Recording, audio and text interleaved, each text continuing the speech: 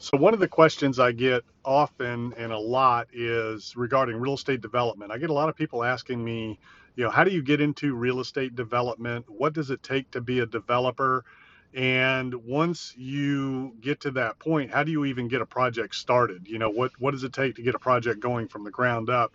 So I'm going to kind of revert over here to a project that's going on. So this is just a little infill townhouse development that we're working on, and from a standpoint of getting into development and what it takes to be a developer, there's a number of things to take in consideration. So first and foremost is education. You need to know what you're doing. You need to know the market. You need to know how to identify property for development and understand the zoning uses and classifications of the property. You need to understand how to create the highest and best use for the property, how to best maximize the property, things like that.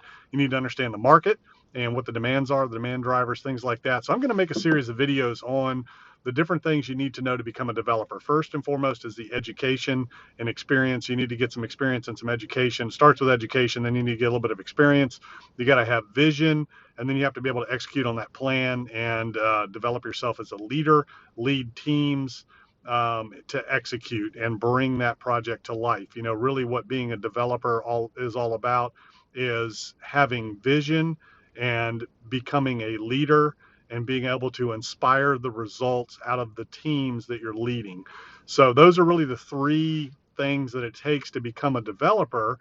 And then within those three things, there's all the different ways and nuances. Like, in other words, when I said to get the experience and to get started out in development, there's a number of ways to do that depending on where you are in your life and your career. So we will talk about those things in that video when I talk about more specifically how to get experience and education in the real estate development world.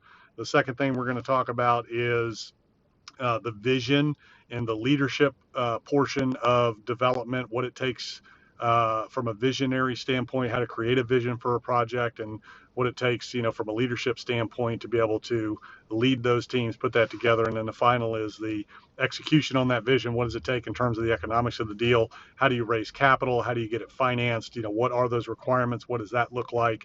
Things like that. So just keep an eye out. I'm going to make a couple of other videos. I don't want to cover too much here. And this one just wanted to say that that's one of the biggest questions I get. How do you become a developer, and what does a developer actually do?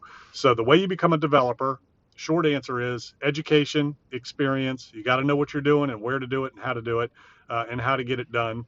You have to be able to lead people. You have to have vision. So that's basically what it takes to become a developer. How do you get involved in the game? You can either go to work for somebody, you can invest with somebody, or you can do your own project.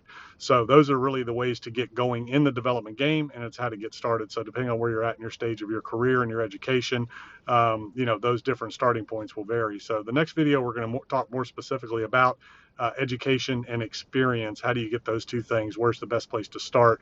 How do you go about that? And then we're going to follow it up with some more videos as we go along. So I hope you have a great day, and we will talk to you soon. Bye-bye.